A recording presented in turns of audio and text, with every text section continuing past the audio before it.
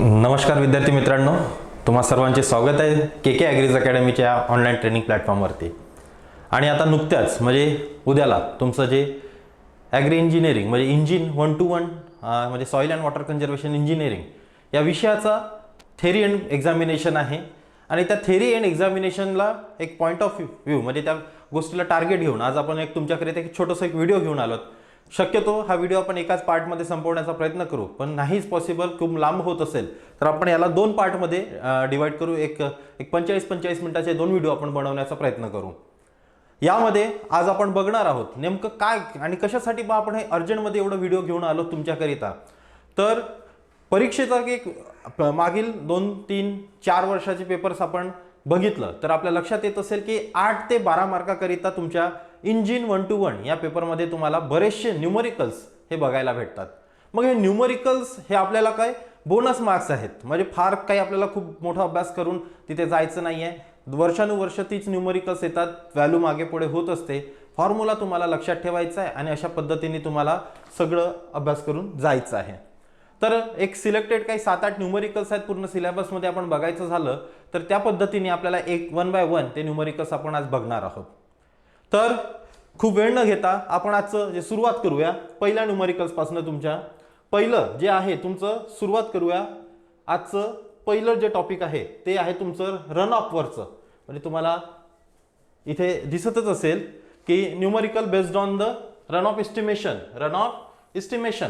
So number 1 calculate. हे सगळे जे काही प्रश्न आपण आज घेणार आहोत हे परीक्षेमध्ये आलेले आहेत. ह्याच पार्श्वभूमीवर परीक्षेमध्ये सुद्धा तुम्हाला बरेचसे प्रश्न विचारले गेलेले आहेत आणि त्याच पद्धतीने मी इथे बऱ्याचशा व्हॅल्यू मागे पुढे होऊ शकतात, पण जे कंटेंट आणि जे न्यूमरिकल्स आहेत हे ॲज इट इज तुमच्या परीक्षेमध्ये तुम्हाला नक्कीच बघायला भेटतील. मग यामध्ये आता जसं रन ऑफ एस्टिमेशन मध्ये पहिलं पाहिलं, calculate the peak run off rate for a 10-year return period from a micro watershed area of 75 hectare in which cultivated land is 25 hectare with 1% slope having a runoff coefficient 0.50, pasture land 30 hectares with slope of 7% having a runoff coefficient 0.36, and a farm forestry land of 20 hectares with 12% slope having a runoff coefficient of 0.50. The maximum length of the flow path is 3000 meter to the outlet and the average slope of the channel is 5% and rainfall intensity is calculated at the 7.5 centimeter per hour. Centimetre per आवर हा numericals तुम्हाला exam मध्ये आलेला आहे असं समजून घ्या.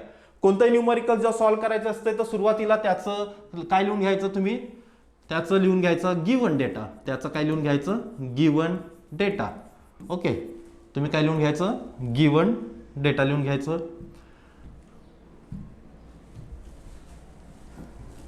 आता या गिवन मध्ये तुम्ही काय काय लिहून घेणार आहेत, जसं A1 एरिया 1, एरिया 2 आणि एरिया 3. ओके, तुमचं कसं किती आहे एरिया, पहिलं जे आहे 25 हेक्टर, दुसरं आहे तुमचं 30 हेक्टर, थर्ड आहे तुमचं 20 हेक्टर. ओके, आणि या प्रत्येक एरियाला तुम्हाला run off coefficient C1, C2, C3 दिलेला आहे. हा गिवन तुम्ही लिहून घ्या. तो दिलेला आहे 0.50, 0.50,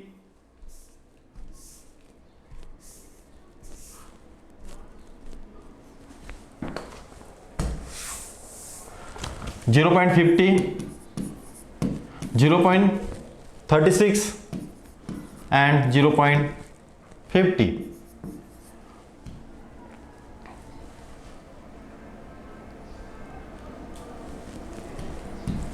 ओके, ह्या पद्धतीने तुमचा गिवन डेटा तुम्ही मेन्शन केलेला आहे.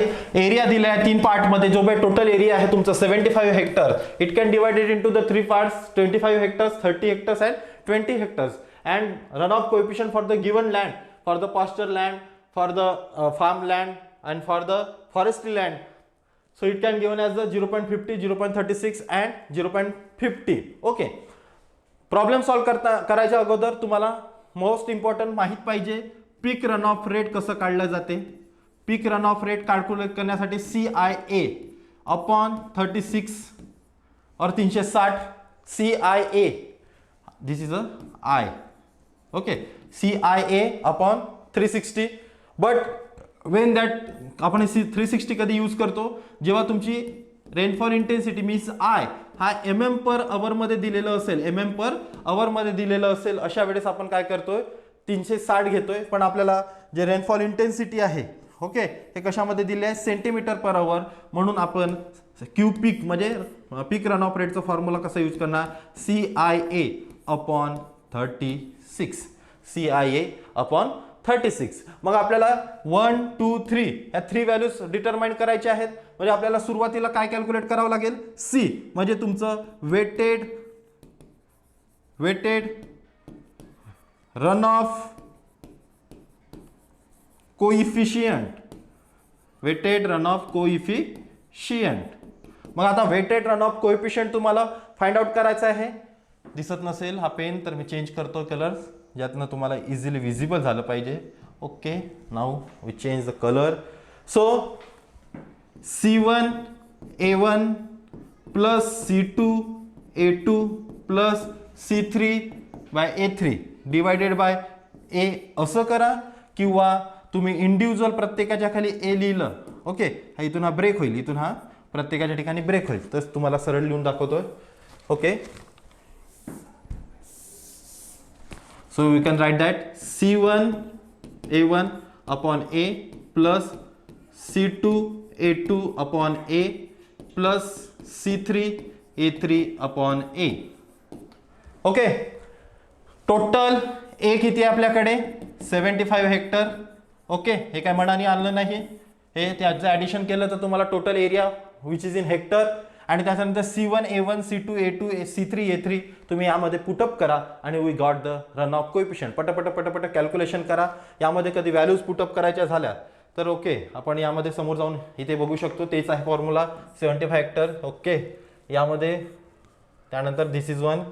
ओके, तर आपण यामध्ये सपोज व्हॅल्यूज पुटअप केल्या कशाच्या, C1A1 तर आपलं C1 किती आहे 0.50 इंटू A1 किती आहे 25 hectare divided by 75 plus then 0.36 into किती आहे तुमचं 30 hectare.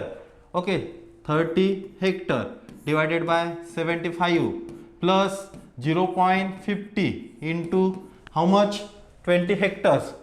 Okay, 20 divided by 75 and by calculating this all we got the value of C. We got the value of C. So everyone determine this one. प्रत्येकाने याच्या पुढे तर आणखी calculation खूप सोपं आहे हे. ओके, यानुसार तुम्ही कॅल्क्युलेशन करू शकताय. ओके, या पद्धतीने C1A1 by A, C2A2 by A, C3A3 by A अशा पद्धतीने तुम्ही कॅल्क्युलेशन्स करून या सगळे करू शकताय. मग C कॅल्क्युलेट झाल्याच्या नंतर आता जे काही आन्सर येईल तुम्ही डिराइव्ह करून घ्या. त्यानंतर आपण Q peak is equals to CIA upon 36. का 36? बिकॉज जी रेनफॉल इंटेन्सिटी आहे ही आपल्याला सेंटीमीटर पर आवर मध्ये दिलेली आहे. म्हणून आपल्याकडे आता C ची जी काही व्हॅल्यू इथून तुम्ही फाइंड आउट केली ती C ची व्हॅल्यू. ओके, त्यानंतर I ची व्हॅल्यू तुम्हाला दिलेली आहे 7.5 अँड A तुमच्याकडे दिलेला आहे A total area that's 75 hectare divided bye 36. हे C ची व्हॅल्यू कुठनं, हे सगळं हे तिन्ही कॅल्क्युलेशन्स केल्यानंतर तुम्हाला C ची व्हॅल्यू भेटणार. आणि त्या C ची व्हॅल्यू इथे फुटअप करा into 7.5 rainfall intensity into 75 that's the area of watershed which is in hectare divided by 36 and by calculating this we got peak runoff rate which is in meter cube per second. Okay, इथे तुम्हाला त्याची values भेटेल. हे calculations तुम्ही सोबत करून घ्या. Q peak is equals to metre cube per second. आणि हे युनिट फार महत्त्वाचे असतात. हे युनिट तुम्ही कधी लिहिलं नाही तर त्याच्यावरती नक्कीच तुमचे मार्क कट होण्याचे चान्सेस आहेत. म्हणून Q peak is equals to metre cube per second मध्ये तुमचं पीक रन ऑफ रेट हे निघून जाईल. लक्षात येत आहे. सुरुवातीला आपण काय केलं, जे काही न्यूमरिकल आहे ते आपण चांगल्याने रीड आउट केलं. रीड आउट केलं, त्यामध्ये बघितलं की एक टोटल वॉटरशेड आहे 75 हेक्टरचा, त्यामध्ये 25 हेक्टर हे तुमचं कल्टिवेटेड लँड आहे, त्याच्यामध्ये 30 हेक्टर लँड ही तुमची पास्चर लँड आहे आणि 20 हेक्टर लँड ही तुमची फॉरेस्ट्री लँड आहे. अशा पद्धतीने त्या फील्डचं डिस्ट्रीब्युशन झालेलं आहे आणि त्यामध्ये प्रत्येकाचं एक रन ऑफ कोएफिशियंट तुम्हाला दिलेलं आहे 0.50, 0.36, 0.50. अशा पद्धतीने ही सगळी फील्ड डिस्ट्रीब्यूट केली आहे आणि आपल्याला त्याच्यावरनं काय कॅल्क्युलेट करायचं आहे, तुमचं पीक रन ऑफ रेट. हे काय कॅल्क्युलेट करायचं आहे तुम्हाला, peak run off rate for the 10 year return period.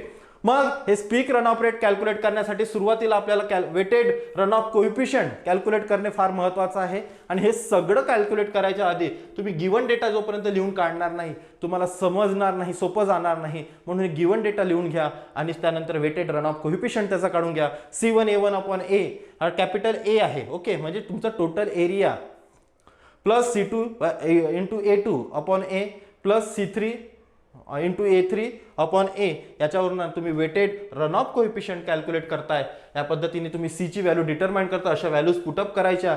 Okay, आणि या पद्धतीने C भेटलं, त्यानंतर पीक रन ऑफ रेट, इथे C ची व्हॅल्यू तुम्हाला भेटून जाते, I ची व्हॅल्यू तुम्हाला न्यूमरिकल मध्ये दिलेली आहे आणि A पण दिलेला आहे. यावरनं तुम्ही peak run off rate easily determine करू शकता, which is derived in metre cube per second, which is derived in metre cube per second. मग हे झालं तुमचं पीक रन ऑफ रेट, हे झालं तुमचं पीक रन ऑफ रेट निघालं. आता तुम्हाला सपोज तरी तिथे टीसी कॅल्क्युलेट करायचं आहे तुम्हाला. TC means time of concentration. Okay, हे peak run off rate I think समजलं असेल सगळ्यांना. मग आता तुम्हाला टीसी कॅल्क्युलेट करायचं आहे. TC means time of concentration. याचा फॉर्म्युला खूप महत्वाचा आहे, 0.0195 लक्षात ठेवा into L to the power minus 0.77 into S to the power minus 0.385. TC, time of concentration, equals to 0.0195 into L to the power 0.77 into S to the power minus 0.385. आणि यामध्ये तुम्हाला TC find out करायचा आहे, which is in minute. आपण कशामध्ये भेटते, minute मध्ये भेटते. तर त्यासाठी आपल्याला L ची व्हॅल्यू माहित पाहिजे आणि S ची व्हॅल्यू माहित पाहिजे. L म्हणजे length of the watershed, maximum length of the flow path, की आपण त्याला वॉटरशेड चॅनल म्हणू शकतो आणि ती आपल्याला न्यूमरिकल मध्ये दिलेली आहे. सोबतच हा जो S असते हा स्लोप ऑफ द वॉटरशेड असते आणि हा स्लोप ऑफ द वॉटरशेड सुद्धा तुम्हाला न्यूमरिकल मध्ये दिलेला आहे. तर maximum length of the flow path is 3000 metre, is a 3000 metre and the outlet और average slope of the channel is 5%, is a 5%. मग याच्यामध्ये तुम्हाला काय करायचं आहे, सिंपल आहे. हा फॉर्म्युला लिहायचा आहे, त्यामध्ये 0.0195 into 3000 to the power 0.77 into आपल्याला स्लोप आहे, इथे स्लोप किती दिलेला आहे 5%, म्हणजे 5/100. 5/100 मीन्स आपल्याला कसं लिहिणार त्याला 0.05 टू दी पॉवर मायनस 0.385. आणि यासाठी तुम्हाला इंजिनिअरिंग कॅल्सी तुम्ही सोबत ठेवा. प्रत्येकाने कॅल्सी घेऊन जायचं आहे, कॅल्सी विसरता कामा नये. कारण 12 पैकी 12 मार्क्स, 3 प्रॉब्लेम आले म्हणजे 12 पैकी 12 मार्क्स तुम्हाला न्यूमरिकल्स देणार आहेत. म्हणजे तुमचं पेपर असंच सुटतोय, म्हणजे हे तुम्हाला बोनस मार्क एक्झामिनर तुम्हाला देत आहे आणि खूप काही कठीण नाही बरं. हे इझिली तुम्हाला हे मार्क्स स्कोर करता येतात आणि हेच तुम्हाला हे कॅल्क्युलेशन्स करून तुम्ही इथे टीसी फाइंड आउट करता, विच इज इन मिनिट. एवढं तर तुम्ही इझिली करू शकताय. सगळा पटपट नोट डाऊन करत चला. तुम्हाला हे कॅल्क्युलेशन तुम्ही स्वतः करून बघा, मी कितीही सांगितलं, कारण ॲज इट इज तुम्हाला काही व्हॅल्यू सकट तिथे प्रॉब्लेम येणार नाही. फॉर्म्युला माहिती पाहिजे, स्टेप्स माहिती पाहिजे, स्टेप्सवरती सुद्धा मार्क्स असतात. आणि मोस्ट इम्पॉर्टंट म्हणजे तुमचं युनिट हे कधी विसरता कामा नये. सी हे तुमची डायमेन्शनलेस क्वांटिटी आहे. क्यू पीक जो आहे तुमचा मीटर क्यूब पर सेकंड मध्ये येते आणि टीसी हा तुमचा मिनिट मध्ये येते. अशा पद्धतीने तुम्हाला पीक रन ऑफ रेट आणि टीसी हा एका वॉटरशेडचा आपल्याला रन ऑफ एस्टिमेशनसाठी कॅल्क्युलेट करायचा आहे. देन नेक्स्ट यामध्ये आपल्याला जे प्रॉब्लेम बघायचा, determine the peak run off rate. आता थोडंसं चेंज आहे यामध्ये. ओके, यामध्ये थोडंसं चेंज आहे. पटपट रीड आउट करा. चला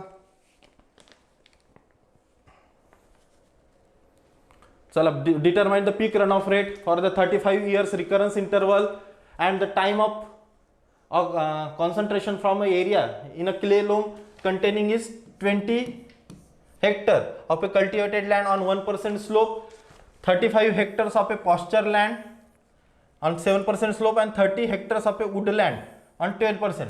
20, 35 आणि आपण सरळ लिहून घेऊ A1 A2 सेम प्रॉब्लेम आहे त्या पद्धतीचं, थोडंसं चेंज आहे. A1 A2 A3 20 हेक्टर, त्यानंतर 35 हेक्टर आणि तिसरा आहे 30 हेक्टर. अशा पद्धतीने 3 व्हॅल्यूज झाल्या. On a 12% slope the most remotest point in the watershed is 3200 metre away from the outlet and 8 metre below this point. The maximum intensity of 1 hour expected during the recurrence interval is 7.5 centimetre and the rainfall intensity for the calculated TC is 6.3 centimetre per hour and for the particular area C1, C2 and C3 run off coefficient is given. Means आपण इथे C1 same problem ज्या पद्धतीने आता आपण पहिलं problem केलं त्याच पद्धतीने C1, C2, C3 आपण करणार आहोत. 0.50 C1, 0.50, 0.36 अँड 0.35 आपल्याला C1, C2 आणि C3 हे दिलेलं आहे. या पद्धतीने तुम्ही फाइंड आउट करू शकता. यावरनं तुम्ही C ची व्हॅल्यू काढू शकता. Weighted run off coefficient we can find out C1 A1 upon A plus C2 A2 upon A plus C3 A3 upon A. या पद्धतीने आणि यामध्ये तुम्ही व्हॅल्यूज पुटअप करू शकता. 0.50 into 20 divided by how much 20, 35 and 60 म्हणजे किती झाले 5, 6, 7, 8 85. ओके, इट्स 85 प्लस हे यांची टोटल ॲडिशन तेवढी होत आहे. त्यानंतर C2 0.36 into 35 upon 85 plus 0.35 into 30 upon 85. चला फाइंड आउट करा. We got the answer. Means आपल्याला काय भेटून जाईल इथे C भेटून जाईल. चला पटपट चला प्रत्येकाने उत्तर काढायचं आहे. चला पटपट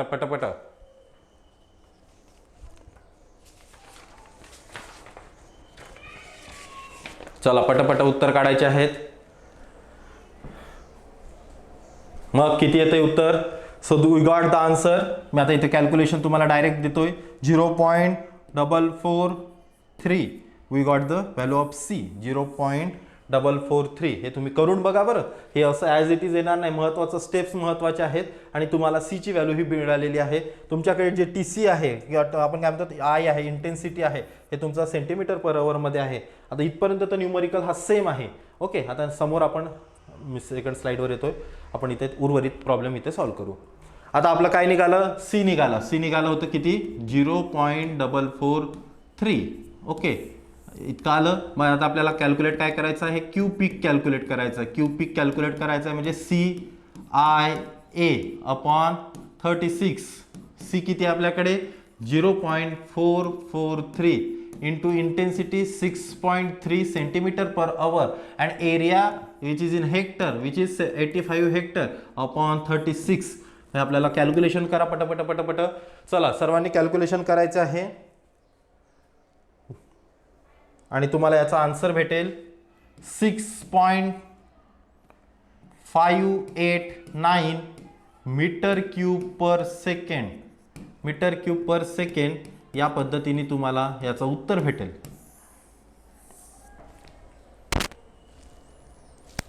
या पद्धतीने तुम्हाला त्याचं क्यूपिक भेटून जाईल. तुम्हाला लक्षात आलं असेल आपण C कसं डिटरमाइन केलं. I आपल्याला ऑलरेडी दिलेला आहे. A ची व्हॅल्यू आपल्याकडे टोटल आहे अपॉन 36 का घेतलं? कारण I ची व्हॅल्यू ही आपल्याला सेंटीमीटर पर आवर मध्ये आहे. ते MM पर आवर मध्ये दिलेली असती तर आपण 360 केलं असतं तिथे. या पद्धतीने व्हॅल्यूज पुटअप करायचे आहेत आणि तुम्हाला क्यूपिकची व्हॅल्यू हे क्यूपिक डिटरमाइन झालं. तुमचं मीटर क्यूब पर सेकंड मध्ये क्यूपिक आलं. आणि यानंतर थोडंसं प्रॉब्लेम मध्ये चेंज आहे. तो म्हणजे काय म्हणते इथे की जे स्लोप रिमोटेस्ट पॉइंट आहे हा किती 3200 मीटर अवे आहे आणि तुमचा आउटलेट हा 8 मीटर आहे. म्हणजे आपल्याला आता काय कॅल्क्युलेट करायचं आहे? TC फाइंड आउट करायचं आहे. TC फाइंड आउट करायचा फॉर्म्युला काय आहे? 0.0195 into L to the power 0.77 into S to the power -0.385. आता यामध्ये आपल्याकडे L दिलेला आहे.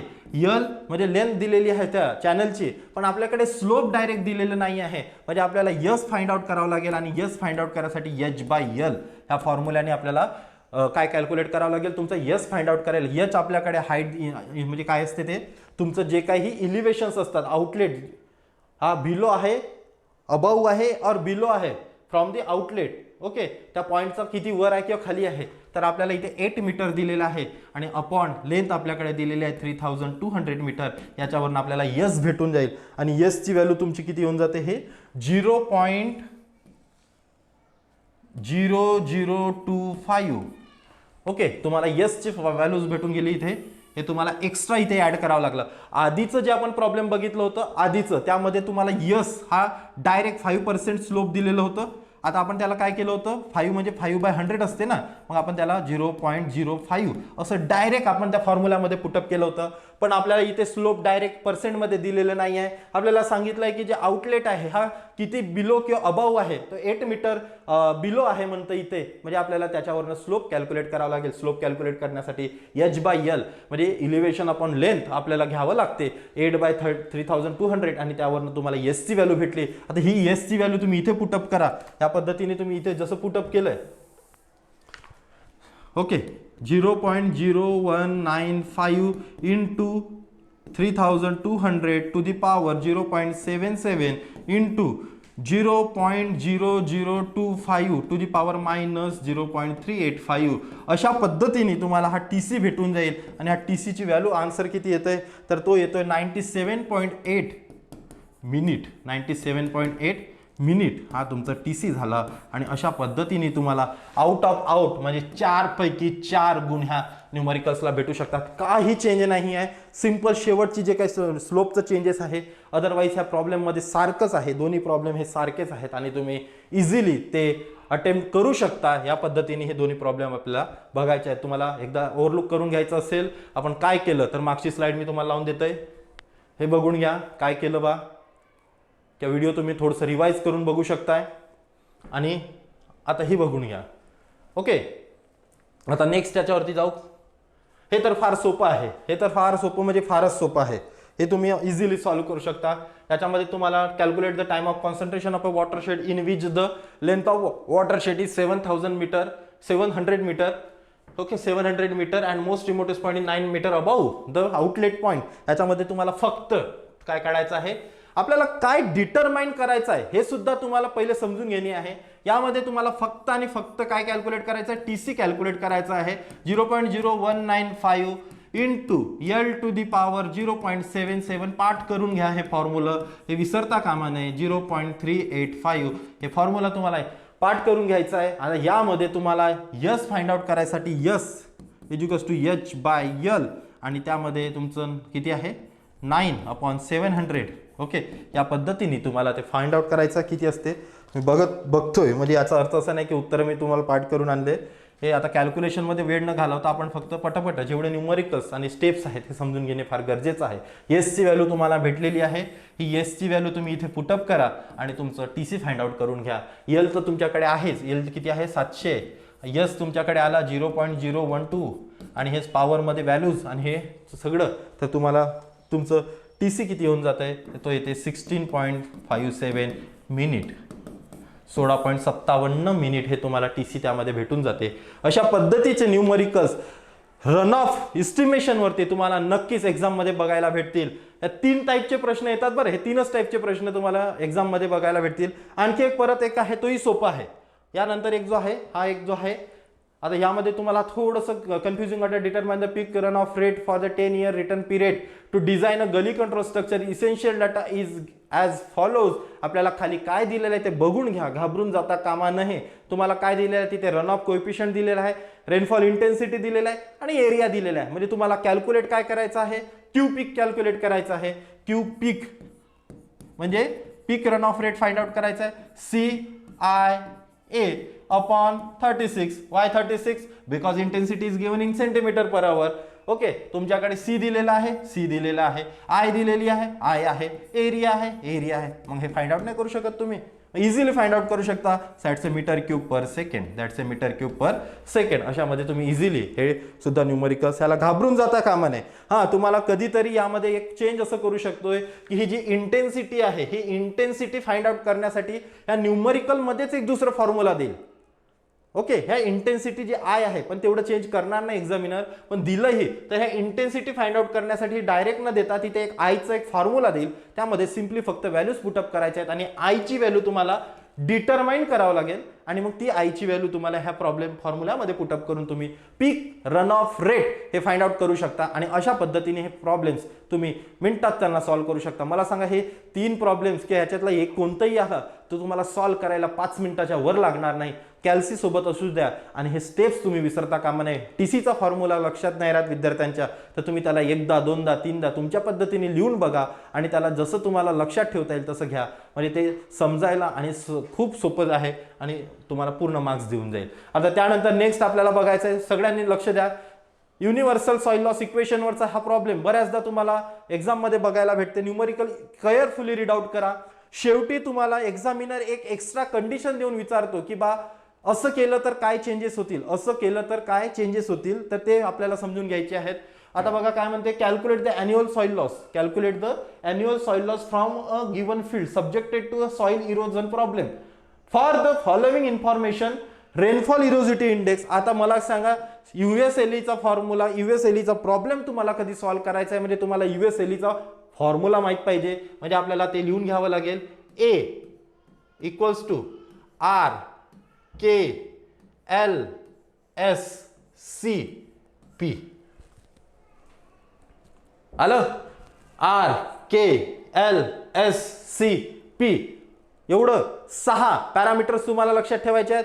R means rainfall erosivity factor, K soil erodibility factor, L slope length factor, slope stiffness factor, crop management factors आणि conservation practices factor. अशा वेगवेगळे factors आहेत आणि तुम्हाला सगळ्या व्हॅल्यूज इथे दिलेल्या आहेत. बघा, तुम्ही कधी केअरफुली तुम्ही फक्त रीड आउट केलं तर तुम्हाला 1 2 3 4 5 सगळ्या व्हॅल्यू तिथे दिलेल्या आहेत. त्या फक्त तुम्हाला तिथे काय करायच्या आहेत, पुटअप करायच्या आहेत. आता हे याची कंबाईन व्हॅल्यू तुम्हाला दिलेली असेल. इथे स्लोप लेंथ फॅक्टर हा डायरेक्ट तुम्हाला दिलेला आहे. ओके, म्हणजे यामध्ये तुम्हाला फक्त व्हॅल्यूज पुटअप करायच्या आहेत. 1000 आर तुमचा रेनफॉल इरोसिव्हिटी इंडेक्स इंटू के 0.20 इंटू क्रॉप मॅनेजमेंट, त्याच्या अगोदर स्लोप लेंथ फॅक्टर 0.10, त्यानंतर क्रॉप मॅनेजमेंट 0.50 मी खाली लिहितोय बरं. ओके, आणि त्यानंतर तुमचा कन्झर्वेशन प्रॅक्टिसेस म्हणजे हा 1. ओके, हा 1. तर याचा तुम्ही आन्सर कधी कॅल्क्युलेट केला तो कशामध्ये येते, tonnes per hectare per year मध्ये येतोय. कॅल्क्युलेशन करा, पटापट पटापट कॅल्क्युलेशन करा. चला चला पटापट कॅल्क्युलेशन करायचे आहेत.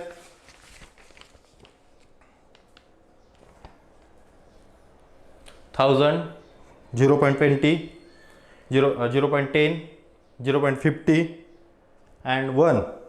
अशा पद्धतीने तुम्ही कधी हे केलं turns per hectare per year तर तुम्हाला उत्तर येते 10 million tonnes. 10 million tonnes per hectare. 10 million tonnes per hectare. 10 million tonnes per hectare आपल्याला एवढं उत्तर भेटतंय. सगळ्यांनी काढून बघायचं आहे. तुम्हाला उत्तर किती येते, 10 टन्स पर हेक्टर असं येऊ शकते. ओके, तुम्हाला 10 इथे आन्सर येईल. Okay, 10 tonnes per hectare per year, tonnes per hectare per year. हे झालं तुमचं न्यूमरिकल कशावर, जे तुम्हाला व्हॅल्यूज दिलेल्या आहेत त्याच्यावरती. पण त्यांनी खाली एक कंडिशन दिली आहे, अज्युम फॉर नाही also explain how the soil loss is affected by the soil conservation practices.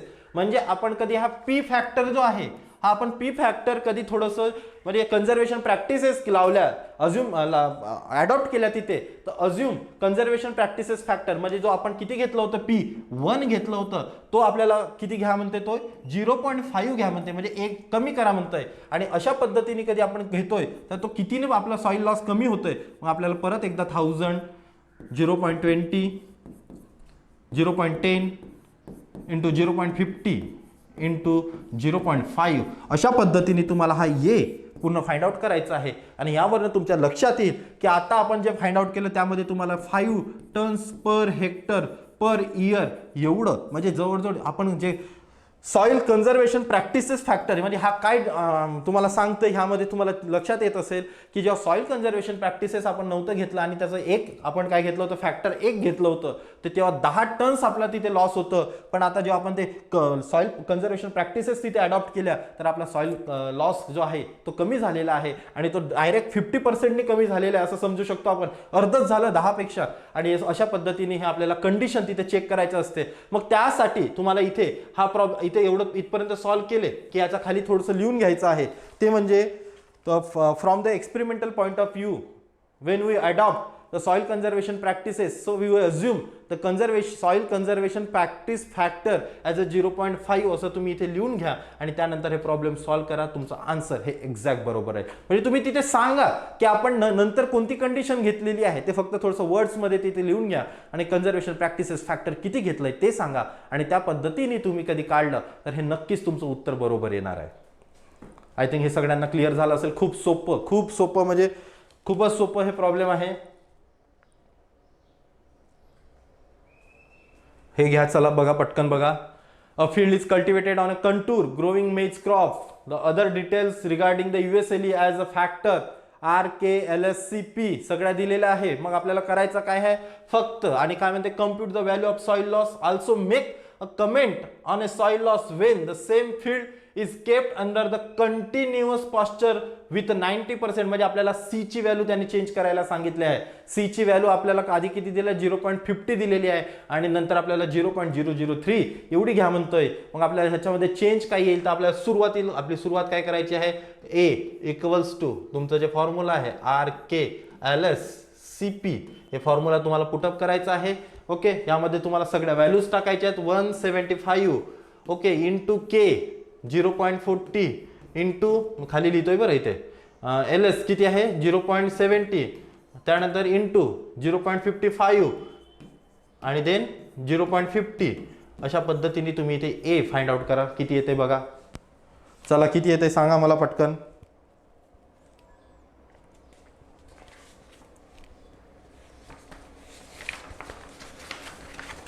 चला ये पटकन A किती येते सांगा. तर तुमचा A येईल 13.475 tonnes per hectare per year. 13.475 tonnes per hectare per year. And for then this is first आपली जे काही कंडिशन दिली, कंडिशन आपण अप्लाय केलेली नाही आहे. पण suppose for the pasture land, then next condition for pasture land C equals to 0.003. आता ही व्हॅल्यूज तुम्हाला इथे पुटअप करायची. C ची व्हॅल्यू जी काय होती आपण किती घेतली होती 0.50, त्याच्याऐवजी तुम्हाला 175, 0.40, त्यानंतर 0.70 इंटू 0.55 इंटू 0.003 आणि या पद्धतीने तुम्हाला A इथे फाइंड आउट करायचं आहे.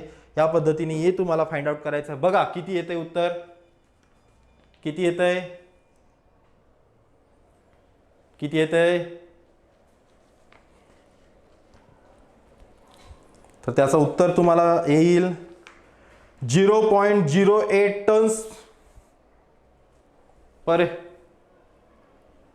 0.0 सॉरी इथे चुकलं माझं, जरा चुकलं काय ते. हा युनिटमध्ये थोडासा चेंज येईल, मी ते लक्ष दिलं नाही. इथे आहे तुमचा tons per acre, tons per acre per year. So यामध्ये पण किती येईल 0.08 tons per acre per year.